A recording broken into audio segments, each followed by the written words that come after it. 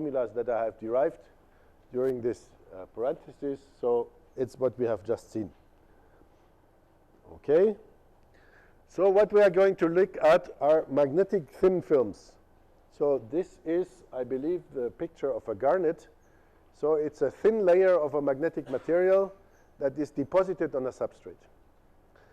Now, you know that magnetization is created by magnetic moments that are contained in the material. Now, if the material is in the form of a thin film, because of this geometry, actually, often the magnetic moments are constrained to point either upward or downward. That is, to point in the direction normal to the plane of the film. So this is a confinement that is created by the geometry and which is particular to thin films. So there is two equilibrium states for the magnetization, up and down. Okay?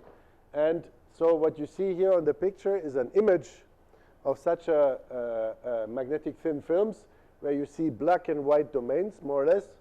So in one of these domains, the spins are up, and in the other one, the spins are down. I don't know what is what here, but let's say white is up and black is down. And you see that this state of the system is a mixture of two domains. It makes a complex pattern, ramified.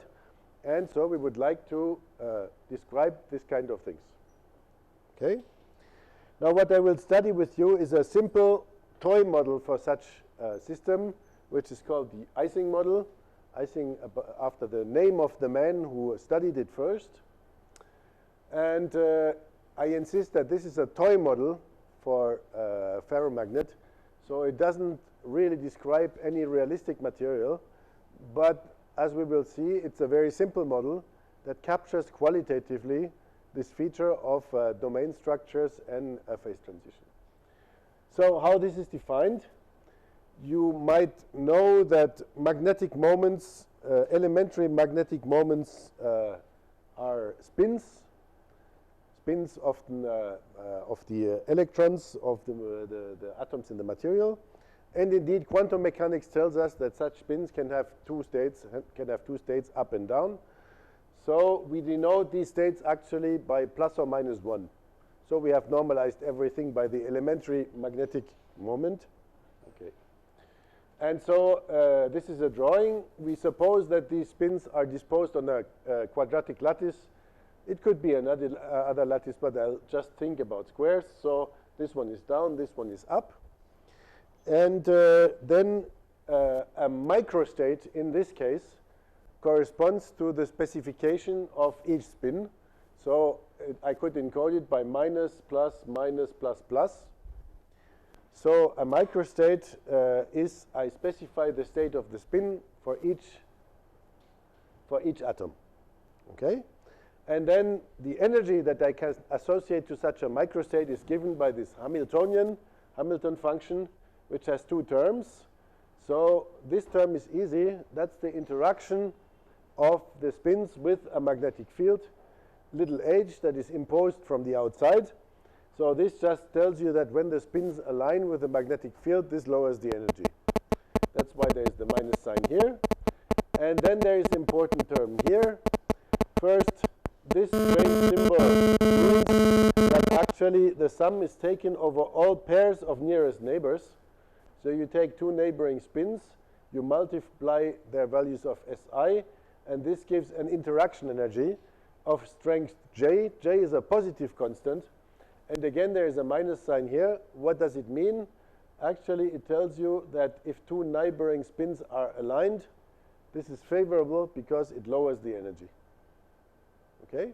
So this is a short-range interaction between spins, and it tells you that this system would like to order in the sense that the ground state of this system, if the magnetic field is 0, is either all spins up or all spins down, because that's the most favorable interaction energy. Okay? Now, we would like to apply the machinery that we have developed, partition function, free energy, and such. There is one case where it's really simple, is if I consider a single spin. if I consider a single spin, then everything goes through smoothly because a single spin has only two states, plus and minus. So the partition function only has two terms. So since there is no spin-spin interaction, there's only the interaction with the external field. So I have minus beta h, that's when it's aligned, and plus beta h, that's when it's the energy is the energy is minus h when it's aligned. This gives exponential plus beta h, and the energy is plus h when it's opposed. So this gives the e to the minus beta h. So you can write this as cosine hyperbolic, and the probabilities to find the state plus or minus are given by the standard Boltzmann formula. And if I want to calculate the magnetization, that is the average value of the spin value, again, I use the elementary definition of the average. It's plus 1 times the probability to have plus 1, plus minus 1 times the probability to have minus 1. What I find that this is the hyperbolic tangent of beta h. And if I stare at this long enough, I can see that this, again, is a derivative of logarithm of z. I've announced there's plenty of such formulas. It's not much importance, but important is that this is a hyperbolic tangent. And now you can tell me, okay, a single spin, that doesn't exist. But actually, this calculation also applies if in the Ising model I just set the spin-spin interaction to 0, because then my energy is just a sum over single spins. So I have a collection of n independent spins. They all behave the same way. So the magnetization should behave like the hyperbolic tangent of the magnetic field, and indeed it does. Here's some real experimental data.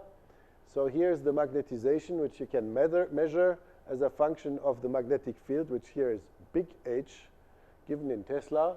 And you see here are the curves. And this is really looks like a hyperbolic tangent. And if you plot it as a function of h by t, like this here, you see that almost all curves fall on the same master curve, except one, which is the one corresponds to the lowest temperatures. Here you can see some quantum mechanical effects, which means that our calculation doesn't apply anymore. So this works quite well, and this is the what is called a paramagnetic material. In a paramagnetic material, you have isolated spins which don't interact, and it's very well described by this little statistical calculation. Now, if we want to calculate the partition function for the complete Ising model, that is with the interaction constant J different from 0, well, this is very difficult. And actually, you can try. It's worthy trying, because if you solve this problem, I think you're a serious candidate for a Nobel Prize, because since almost 100 years since the Ising model was formulated, people try to do that, and so far nobody has succeeded. And what's the problem is, okay, I have this microscopic energy function, but actually it contains these products between neighboring spins. So I would have to sum over all the different microscopic states, but it's easy to see that there is a lot of them, because each spin has two probabilities. So if I have big N spins, then there is 2 to the power n microscopic states. So even in this case, 5 by 5 spins, there would be 2 to the 25. That's still manageable on a computer. But if I have 10 by 10, then it's 2 to the 100, which means 10 to the 30 states. So it's really a lot. And the problem is that the energy is not cannot simply be enumerated. So this function W of E, which gives you how many states exist for a given energy, is non-trivial. So it cannot be calculated analytically. So the partition function cannot be easily calculated. So what can we do? There's 2 standard solutions. One you will try out this afternoon, and the other one will give rise to the phase field formalism. Okay? So the method that you will try out this afternoon is the Monte Carlo method. So what's the idea? Is I have in total 2 to the n microstates, and I want to calculate some averages. For example, I want to calculate the mean energy, or I want to calculate the average magnetization or something like that. So the idea is, okay, there is a lot of states. I cannot sum over all of those, but if I can generate a representative sample, that is, if of this 2 to the n, I can find like 1 million states that are distributed like the total number of states, and I average over all million, this will give me already a good approximation. So the question is, how do I find a good sample of microstates to sum over? And the answer here is, well, you use the Monte Carlo method. Why it's called the Monte Carlo method? It's because it's a stochastic method. So you draw random numbers and you follow your luck, just like in the Casino of Monte Carlo. That's why it was named like this. So in particular, you can find, use what is called the metropolis algorithm, which is very simple. You give yourself an arbitrary initial state of these spins, and then you choose randomly one of the spins, and you try to flip it over. Okay? Now you calculate the energy before the move and the energy after the move, and if the move decreases the energy, you do it. So the system will always go down in energy. If the energy increases,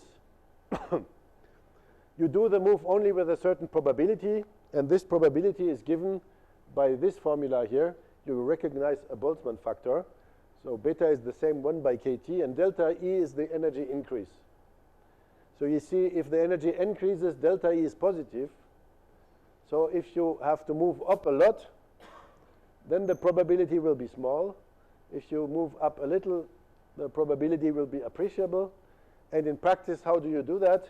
So you try the move, you calculate the delta E, and if it's positive, you draw another random number uniformly distributed between 0 and 1. And if this number turns out to be smaller than this exponential, then you do the move. Okay? And then you repeat 10 million, 10 billion times. You see, it's a very simple algorithm. It's very easy to program. You will do this afternoon.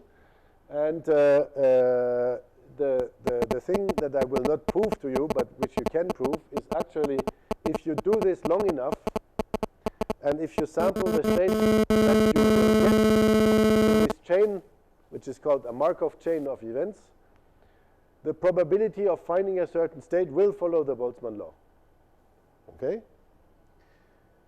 And then what you get is something like this. You see here is a realization of the I think this is 64 by 64 spins. So white is up and black is down. I started with all the spins up, and then I follow this metropolis algorithm. So you flip it up and down. Here, the ratio of kT to the interaction constant J is equal to 4. And so what you see here, there's about as many black as white spins, which means that the magnetization is about 0. Okay, so that's the red line. So you see there's fluctuations because I randomly flip spins. So sometimes there's a little positive, sometimes there's a little negative magnetization. Question, what is the typical size of this fluctuation?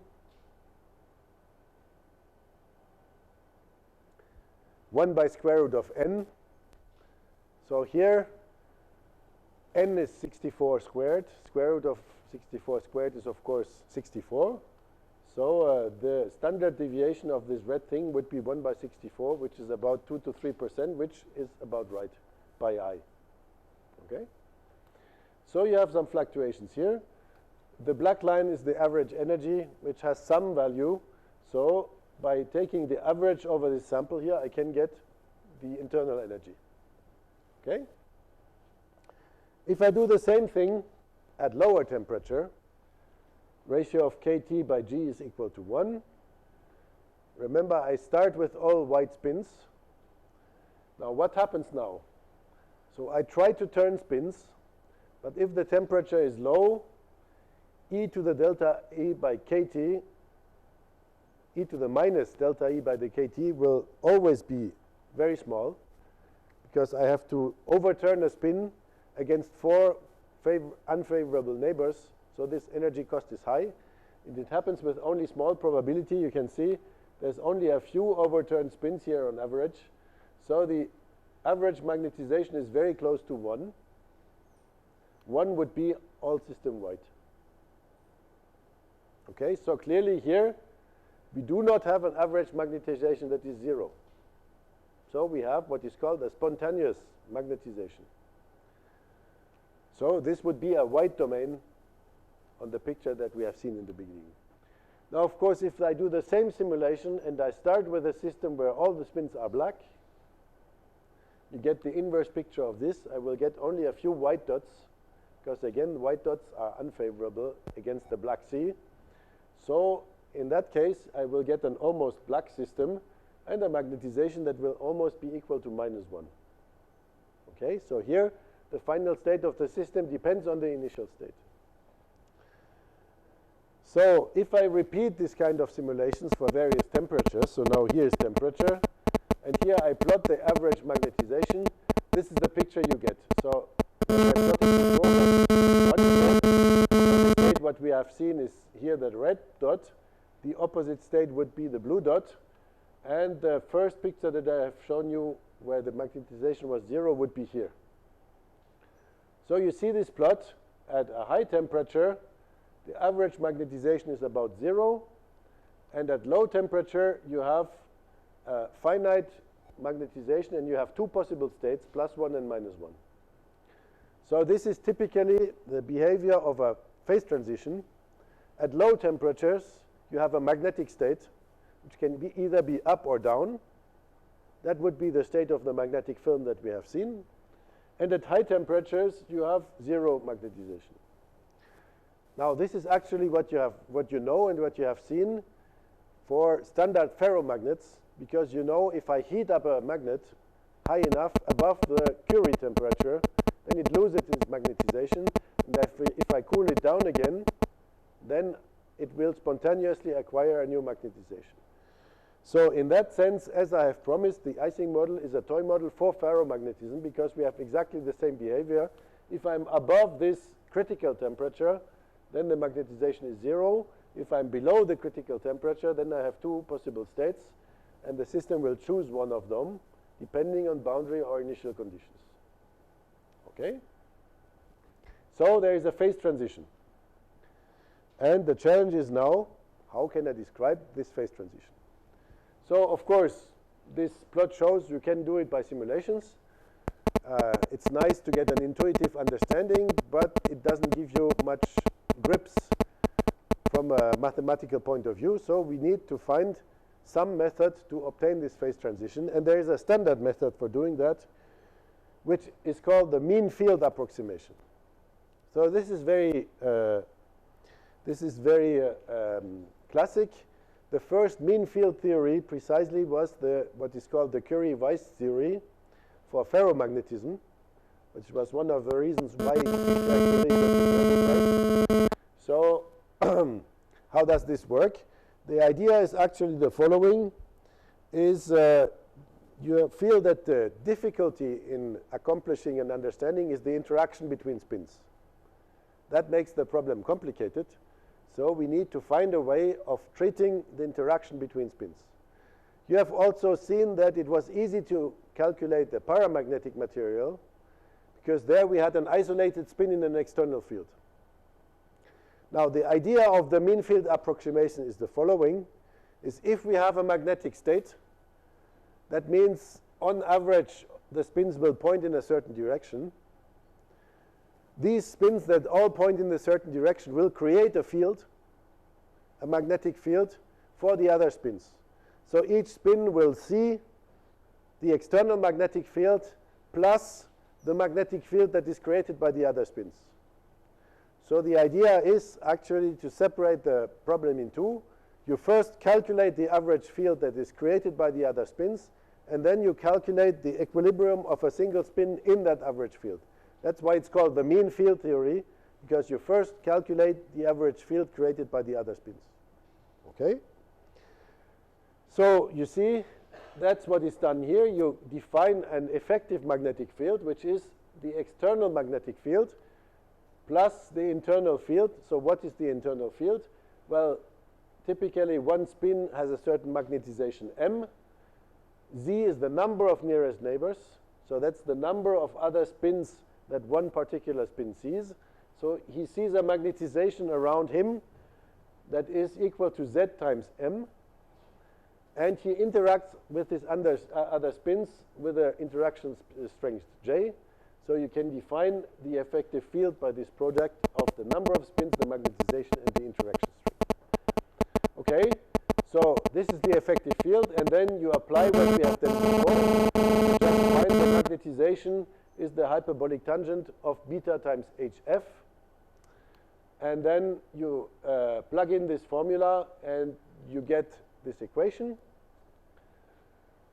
Now, actually, you see that this is a self-consistency condition because m appears here and here. So you take an m, you calculate the effective field, and you calculate the m that results. And of course, the problem is closed only if these two m's are the same. So that's why this is called a self-consistency condition. Okay? You suppose that the spins have a certain magnetization, and you calculate the magnetization that results from the internal field. And both have to be the same. And so indeed, this is an implicit equation for m. Okay? There is no analytic solution because it's a transcendental equation. It's a linear function here and a hyperbolic function here, so you cannot analytically invert it. But there's various ways of solving this, and it's relatively easy to see, and we will understand why. If the magnetic field is 0, then there is two cases. At high temperature, there is only one solution, namely m equal to 0. If m is equal to 0, you can easily see that 0 is equal to hyperbolic tangent of 0. Okay? That's always a solution, no matter what's the temperature. And then if the temperature is low enough, then you have two other solutions, so that there are three. I can very quickly sketch you what's the standard method for solving this. Actually, it's a graphical method. You can draw the left-hand side and the right-hand side of this equation. So the left-hand side is just a straight line. And now if you trace the right-hand side, there's two possibilities. Either the hyperbolic tangent is very stretched out, so it looks like this, and there is one single solution, or the hyperbolic tangent goes like this, and then you have three solutions, this one, and this one. Okay? And of course, the transition between these two regimes happens when the slope of the hyperbolic tangent in the origin is equal to 1. And this fixes what is called the critical temperature, which is the transition between these two regimes. And if you calculate the derivative of the hyperbolic tangent at 0 is equal to Zj, and so you have beta Cj must be equal to 1, and this gives you this formula for the critical temperature.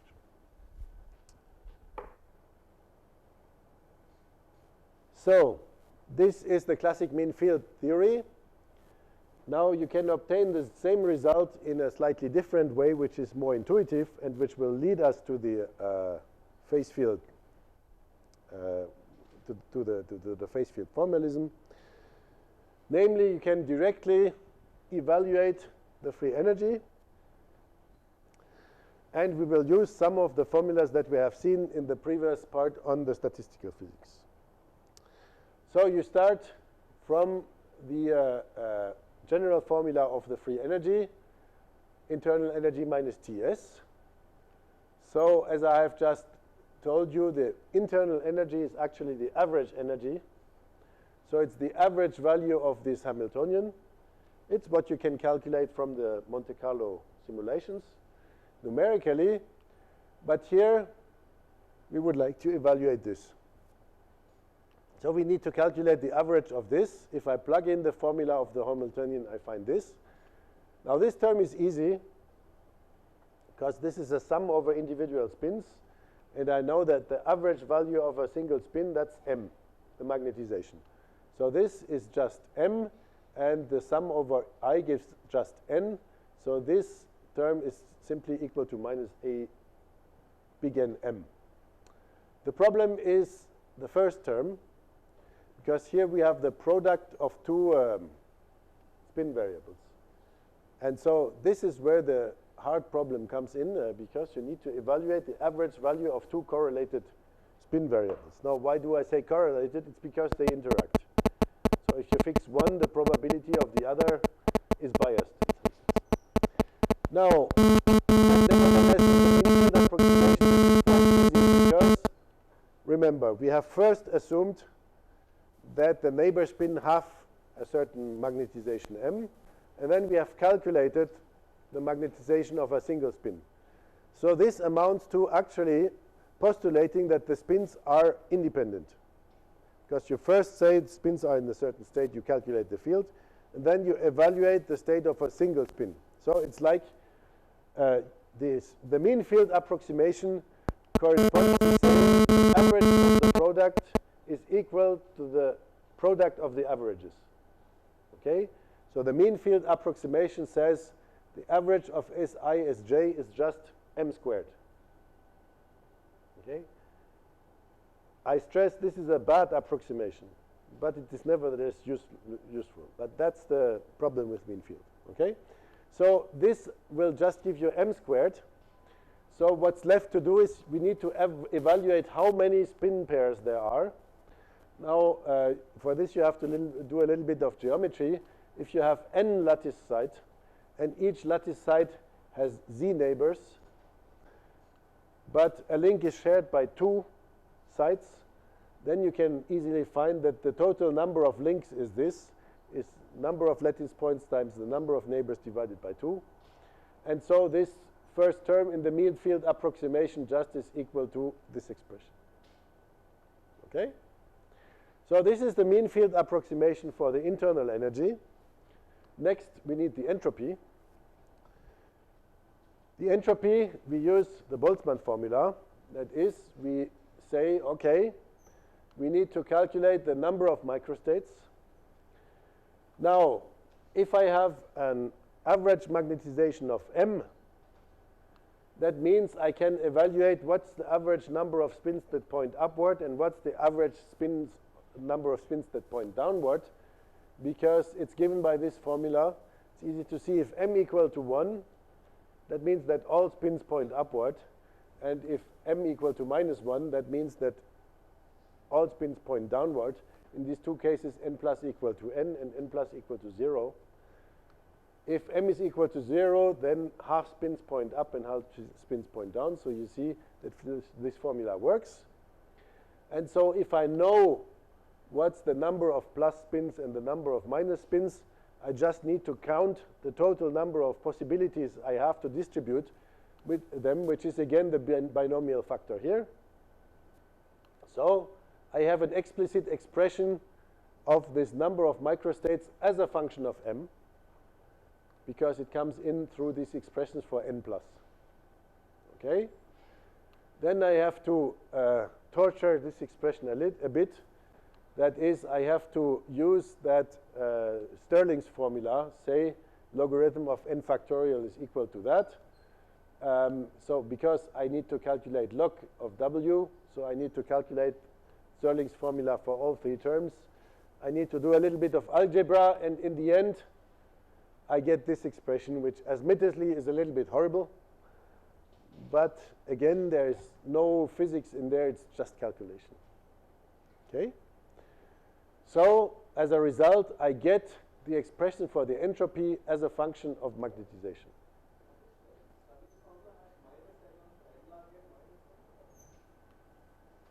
Oh, yes. Right, there is a n, but actually what you find if you put the n is that this falls out. You have n plus n plus plus n minus minus n plus, so it doesn't make a difference. You're right. I mean, this is only the dominant term. There are subdominant terms, and but for getting this formula, this term is dominant. This term is sufficient here. Okay. So if I put all parts together, internal energy and entropy, I get this expression. So this is the total free energy. Okay, still not very nice. So to get something that is more intuitive and that I can handle analytically, I will do something. Now, if you remember, we are after this phase transition. That is, we want to study how we transition from a state with m equals 0 to a state with m not equal to 0. So we will be interested in the vicinity of this point. That is, we will be interested in the vicinity of m equal to 0. So what I will do is I will take this expression and I will study it in the vicinity of m equal to 0. So I will do a Taylor expansion of these nasty terms in m around m equal to 0. And it turns out that I need to go until the fourth order in this Taylor expansion, because what you can see relatively easily if you stare at this expression, that it's symmetric between m and minus m, which is quite logical because you have the symmetry between up and down. So if you invert all the spins, then you get the same number of microstates. So it has to be symmetric with respect to this transformation, which means at m equal to 0, all the odd derivatives will be 0. So the first non-zero derivative is the second, and then to have the next non-trivial term, I need to go to fourth order. Okay, and if I do that, and if I use in addition this expression that Zj is equal to kt, c, I get this expression finally. Okay? Because you see that there are two quadratic terms. One is here from the interactions, and another one comes from the Taylor expansion here. So this gives the first quadratic term, and then there is a fourth order term. There is only one contribution that comes from here. And finally, here is the magnetic field term. Now, this expression is worth discussing it a little bit more, because this will be at the heart of the physics of phase field. So here we have the free energy function, which is the free energy per spin. And I will trace this as a function of the magnetization m. Now, suppose we are above the critical point. So T is bigger than Tc. If T is bigger than Tc, that means that this is positive. So I have a positive quadratic term, which is a parabola that is upward. And here I have a positive fourth order term, which is also a convex function. So my free energy function will just look like this. So this is T bigger than Tc. On the other hand, if I'm below the critical temperature, then this prefactor here will be negative. So I have something negative times m squared plus something positive times m4. What does it mean? If I'm in the vicinity of m equal to 0, m4 is subdominant. So I will start with a parabola that is open downward. This is the minus m squared. Okay? But then if I go to bigger m, eventually the fourth order term will become dominant, so I will get this. So this is below the critical temperature. So you see, from this picture, we have an excellent qualitative view of what the phase transition is, because I have stated some time ago that the thermodynamic equilibrium always corresponds to the minimum of the free energy.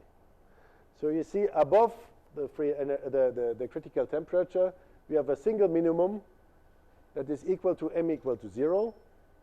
This is the paramagnetic phase. Below the critical temperature, we have two different minima. This corresponds to the up and down phase, which are both equilibrium states. Okay?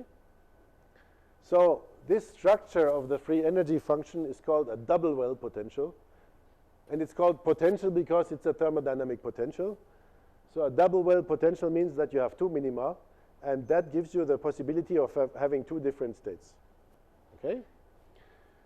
You can also see, if you picture how the transition happens, that now if I trace an intermediary state, okay, if I'm just below the critical temperature, of course, the double well will be very shallow, and the equilibrium positions will be closer to m equal to 0.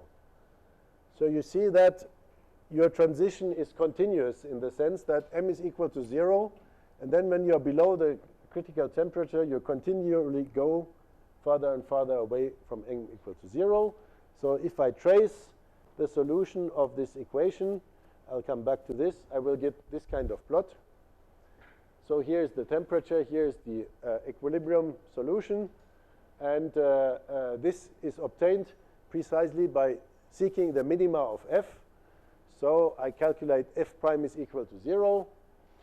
So, well, forget about the a and b. A and b are positive coefficients. So what if you look at this equation for magnetic field 0, you get precisely what I have stated before.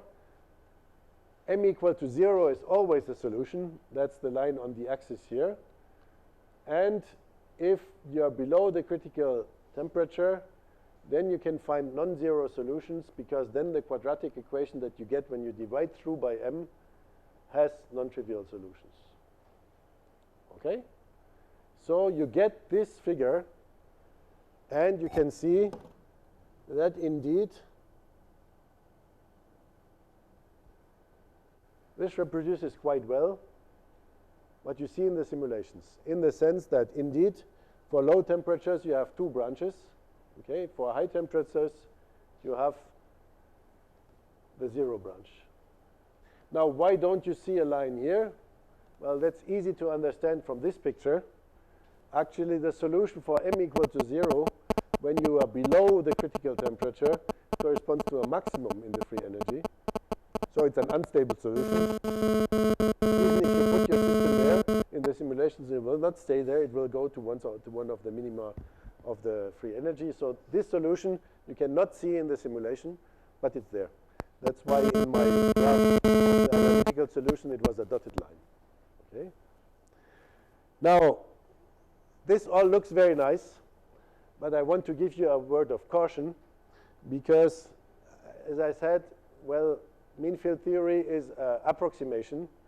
So this approximation of replacing the average of a product by the product of the averages is hazardous.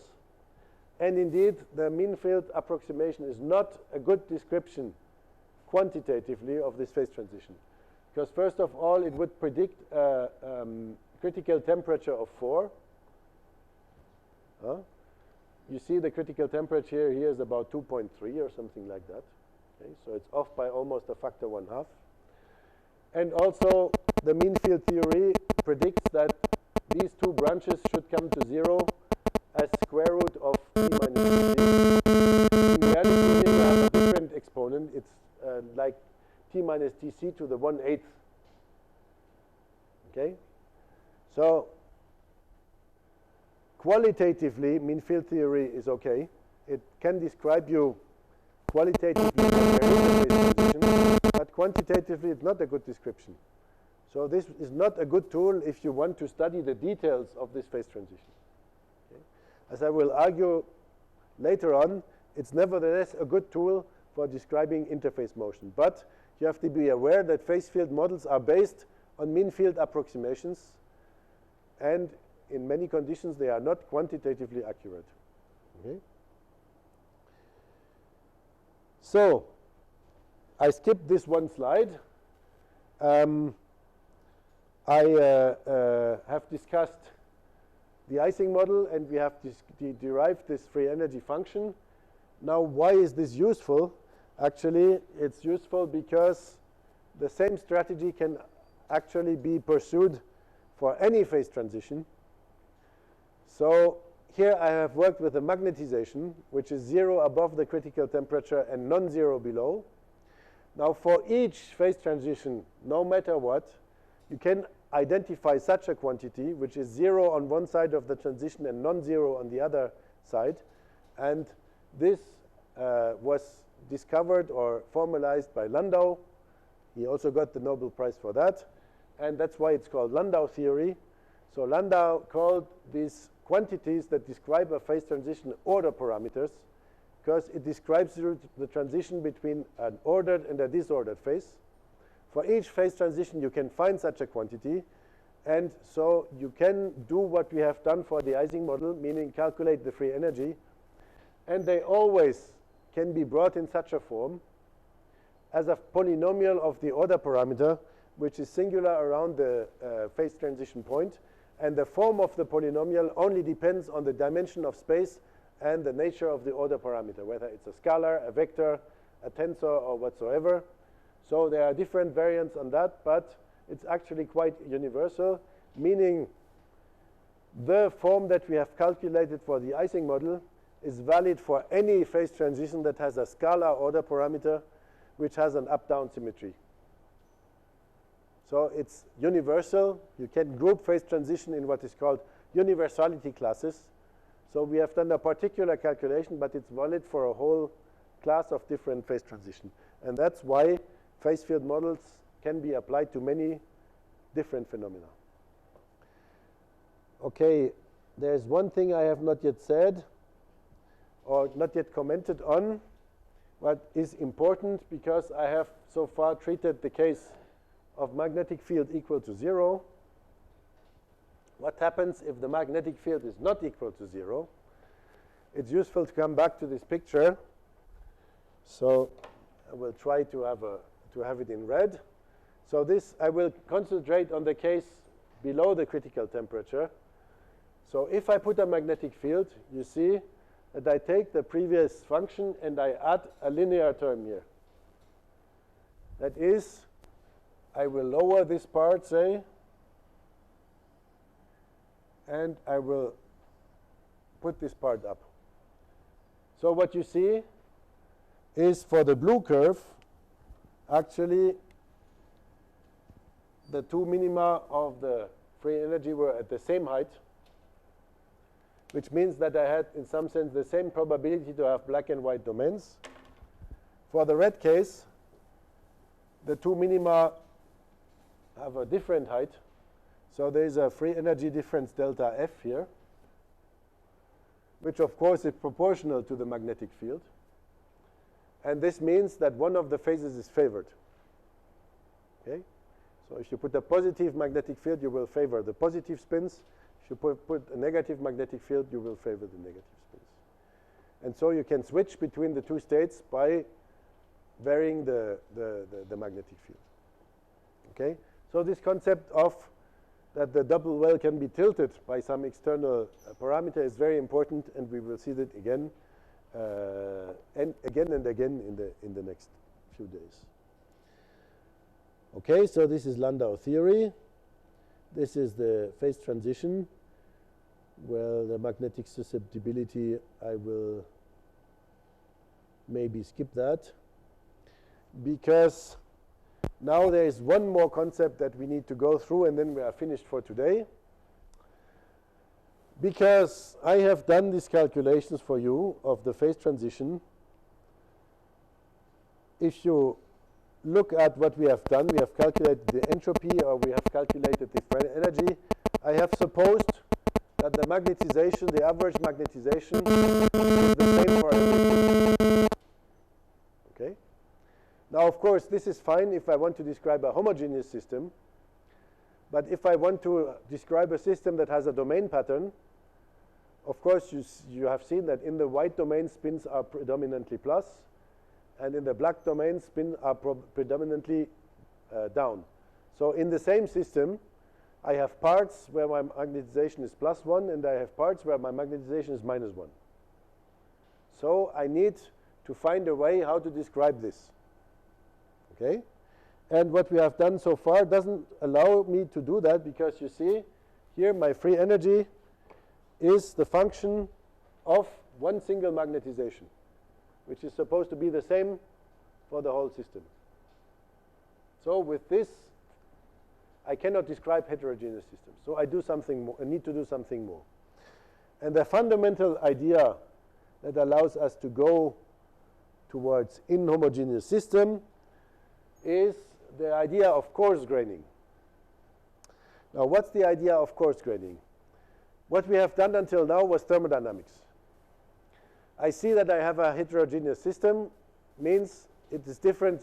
There are parts that are in different states. So that means, in some sense, I have to divide up my systems. So I have to divide up my system in subsystems. Now, each subsystem should be big enough to do thermodynamics. So it needs to contain a reasonable amount of atoms. But it should be small enough to capture the details. Okay? Let us think about a very simple example. Take a vapor of a pure substance and cool it down. At some point there will be condensation, so you will form little liquid droplets. Okay? So this is a classic example. The density in some parts of space will be high inside the droplets, and in other parts of the space will be low inside the vapor. So I should divide up space in boxes, sort of, that are small enough to be smaller than the smallest droplets, because otherwise I will average over droplet and vapor, which doesn't make sense. But they should be big enough to contain many atoms. Okay? And this is the idea which is expressed by coarse graining.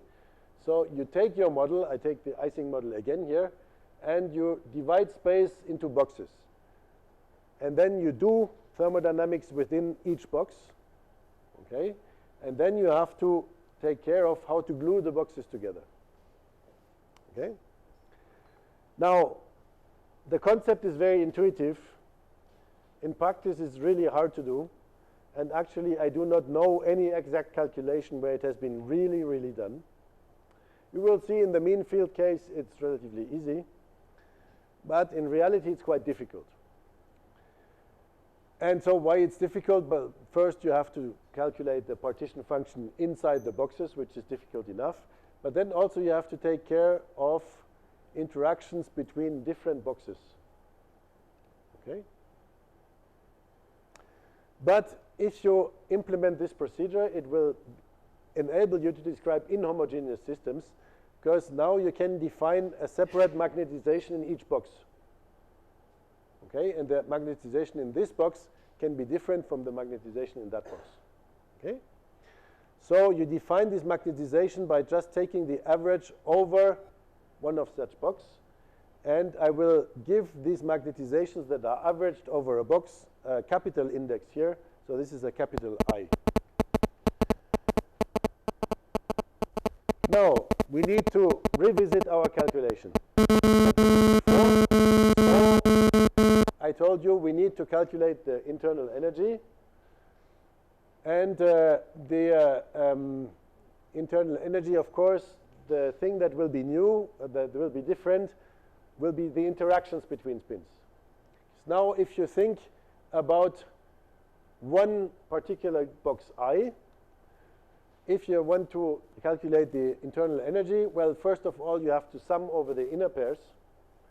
So the inner pairs are all the pairs that are entirely within one box, because inside this box, the magnetization is constant. So you can apply the same as before. For the inner pairs, this is mi squared, right? But for the pairs like this that go from one box to the other, actually, the interaction will be mi times mj, where mj is the magnetization in the neighboring box, and I and mj could be different. Okay? So you have these products of spin variables in different boxes, and there is a very convenient way to rewrite this. We just need to use a little trick. You can always write the product of mi times mj as the square of a difference, and then you subtract the homogeneous squares, that is mi squared and mj squared. You just use the binomial formula here, and you subtract these things here, and you get this one. Okay? Now, what's the sense of this thing? You know, if I take these things here, and if I add it to this term here, actually I get the same sum as before, even if I count the pairs that go out, or rather that I count the half of this pair and I add it to this box, the content of this box. This is the sense of this term, and the same, the other half of the pair goes to the other box.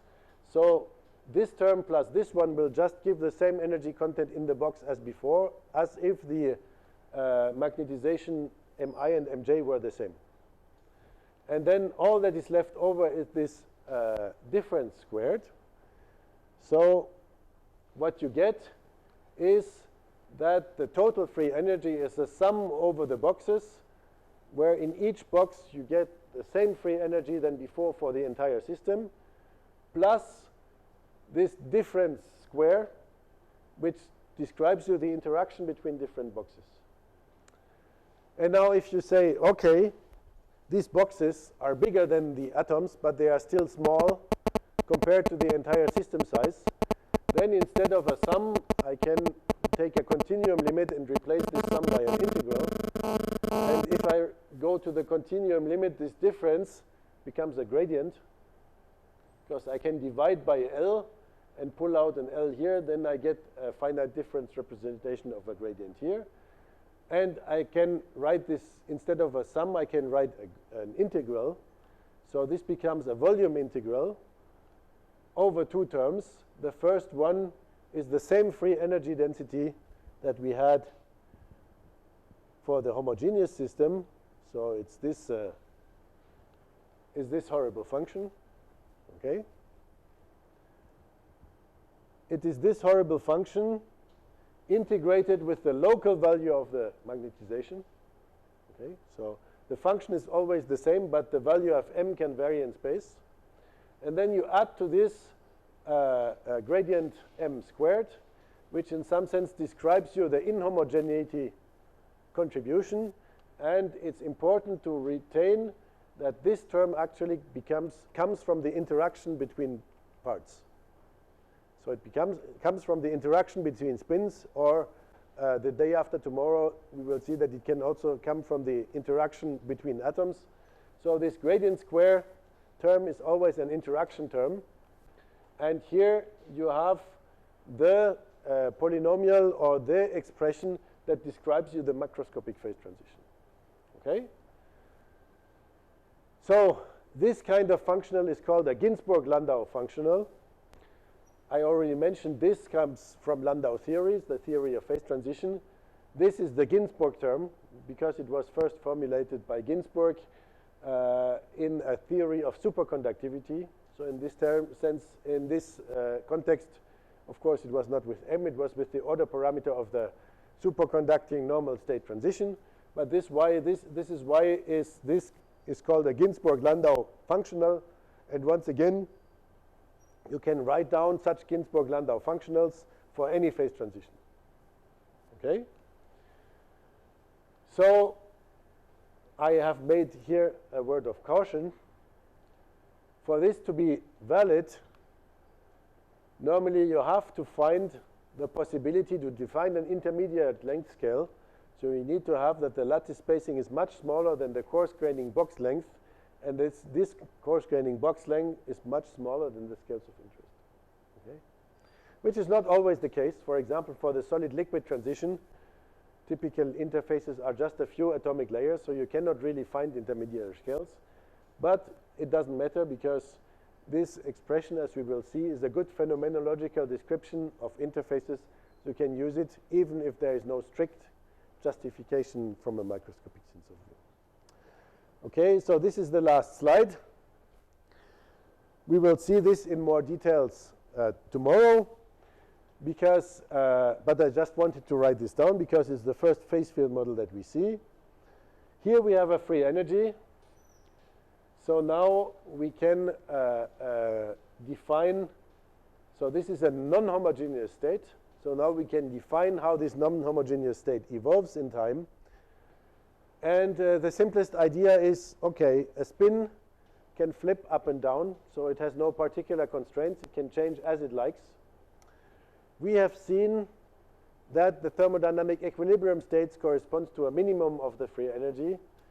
So the simplest idea is that the magnetization should just evolve in time such as to minimize the free energy, such as to make the free energy decrease with time. And so the simplest such equation that you can write down is the one that is written here.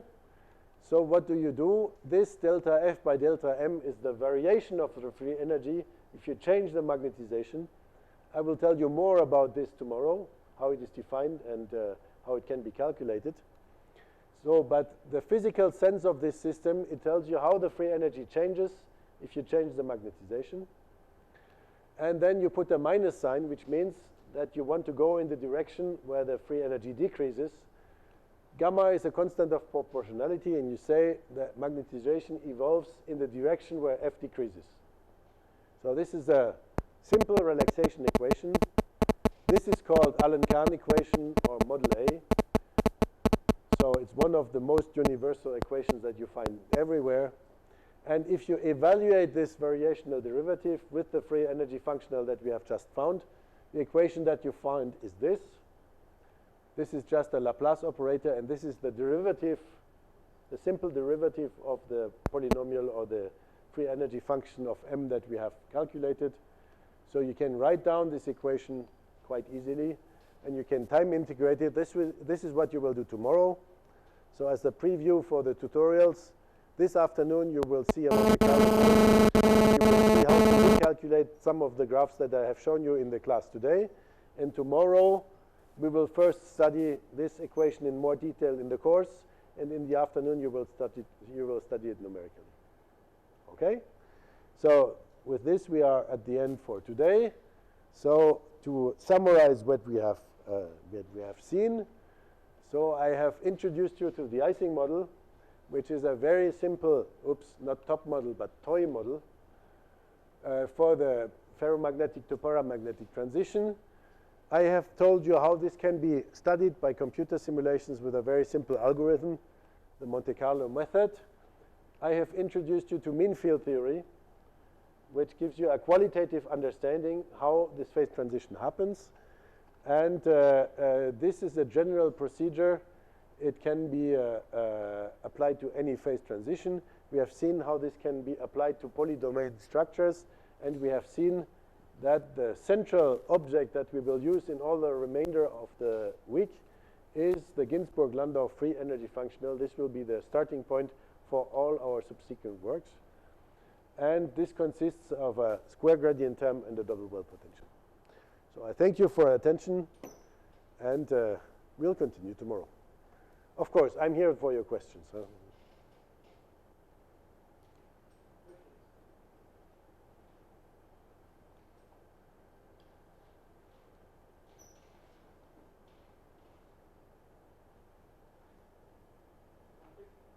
Yes? More than two possible states. It's a very interesting question. So the first thing that you have to understand is by how many order parameters these states can be described. Okay? Because there is systems like ferroelectrics, indeed, where you have three possible states. The non-magnetized states, N2, I mean, in this case, is non-electrical, the state without an electrical moment, and then you have a positive or a negative electrical moment. So this is the case where you really have three different states that are described by the same order parameter, and then you need a triple well potential. That is a potential with three minima. Okay? And then things depend on whether the central minimum is higher or lower than the two external minima. You can have coexistence between three states, or you can have coexistence between different pairs of states. That's one possibility. The other possibility is that you can have several order parameters. Okay, so for example, this is the case in alloy solidification in some sense, because you have one order parameter which it's whether the state is solid and liquid, and then you can have another order parameter which is the composition of the alloy. So this is two different variables. So then you will have not a double well function, but you will have a function that lives in a state space with several other parameters. So it will be like a surface in a space spanned by two axes, and then you will have the number of minima in this function that corresponds to the number of states. Okay, so typically I've done the example of a alloy solidification. There are alloys that are called eutectic alloys that can transition from a liquid state to two different solid states. So typically there you need the axis of order parameter, solid liquid order parameter, and the axis of composition, and you will have three different minima, one on the liquid side and two on the solid side for different compositions. But this is a very interesting and non-trivial questions. If you have several coexisting states, how to formulate this free energy function. There's a lot of literature on that. Yes.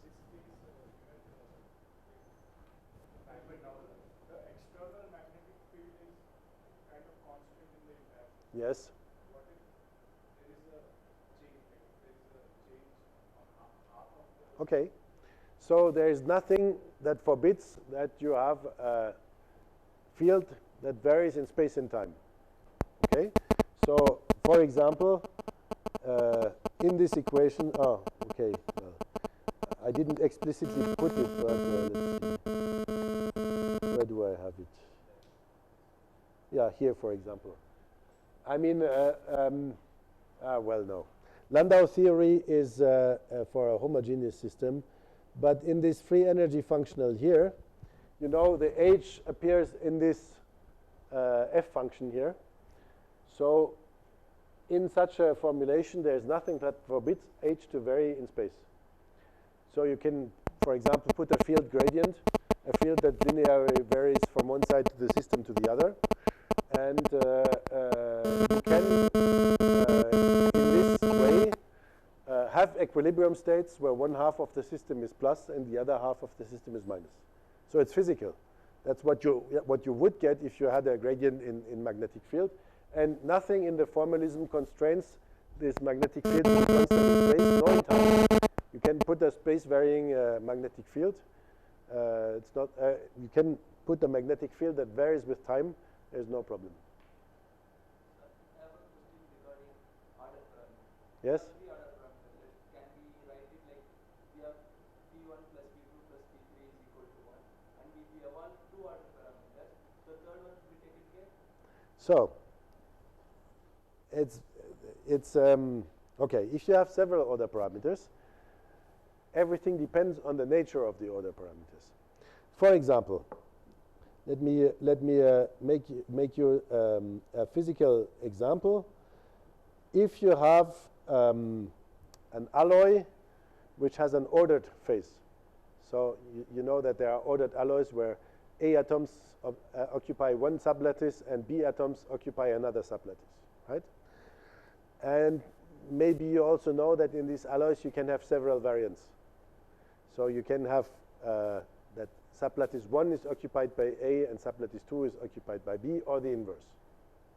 So all this can be described by order parameters. For example, it's the difference in concentration between the two sublattices, and it's which sublattice is positive and which sublattice is negative, right? So this is two order parameters, and they have no reason to satisfy any sum rule. They can have any values, and they have no constraints. They are given by the physics and by the difference in sublattice concentration also often depends on temperature. So they have no particular normalization, and their value depends on temperature and on the phase diagram. Now there are other cases where, as order parameters, you take the volume fraction of certain phases. If you do that, then they have a sum rule, because the sum of the volume fraction must be equal to 1. Phase fraction also.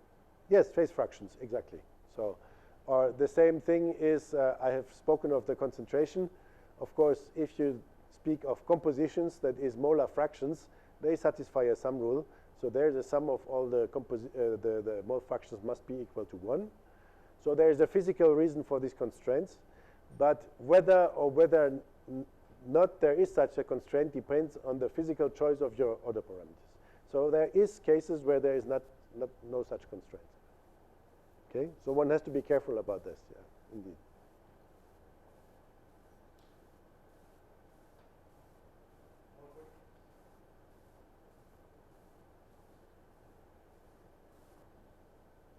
Okay, well, anyway, exactly. Absolutely. Thank you very much, and see you tomorrow.